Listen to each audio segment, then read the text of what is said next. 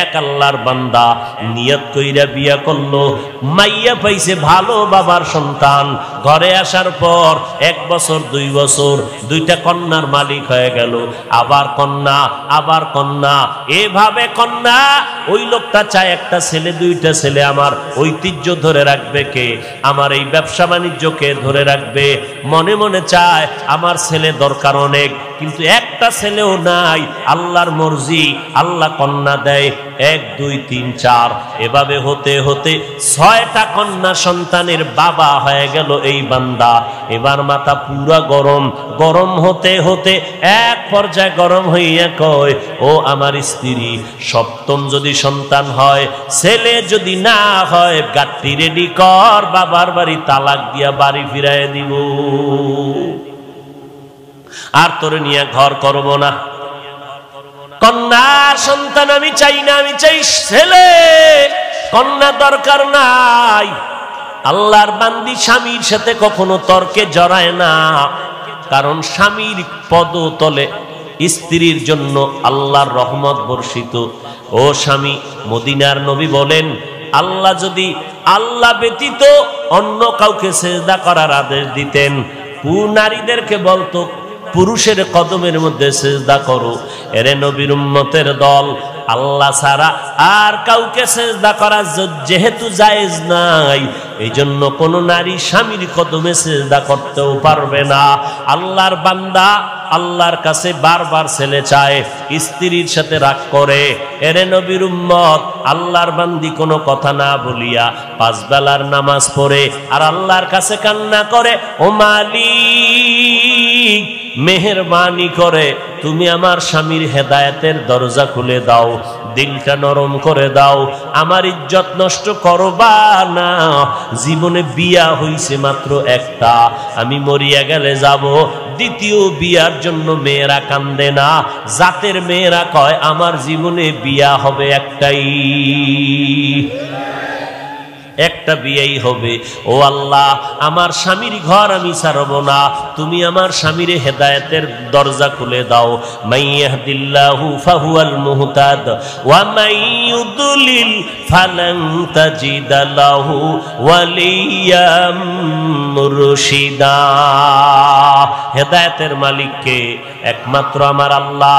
আল্লাহ যদি চান হেদায়েত পাবে, যদি কপাল খারাপ হয়, কপালে হেদায়েত আসবে না। হেদায়েত পাওয়ার মতো কোনো মুর্শিদও খুঁজে পাবে না, কোনো পথ প্রদর্শক খুঁজে পাবে না। এরে নবীর উম্মতের দল, ছেলে দান করেন আমার আল্লাহ, মেয়ে দান করেন আমার আল্লাহ, দোনোটাই দেন আমার আল্লাহ, কোনোটাই দেন না তাও ক্ষমতা কার। লিল্লাহি মুলকুস সামাওয়াতি ওয়াল আরদ ইয়াহাবু লিমান ইয়াশাউ ইনাসা ওয়া ইয়াহাবু লিমান ইয়াশাউ যুকুর আও ইউযাওয়িজুহুম যুকরানা ওয়া ইনাসা ওয়া ইয়াজআলু মান ইয়াশাউ আকিমা ইন্নাহু আলিমুন কাদির।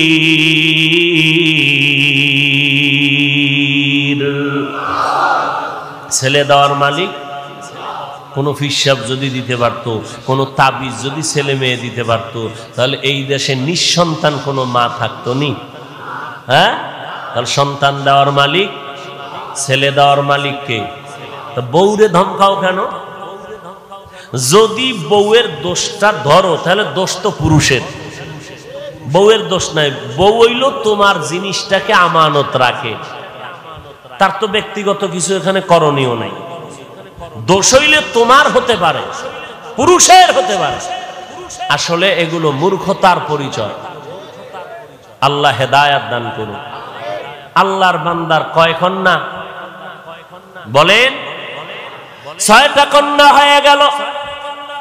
রেড সিগন্যাল লাগায় দিল, 7ম সন্তান যদি ছেলে না হয় তালাকের আওয়াজ শুনায় দিলাম। আল্লাহর বান্দি স্বামীর সাথে তর্কে জড়ায় না, আল্লাহর দরবারে কান্না করে নামাজ পড়ে।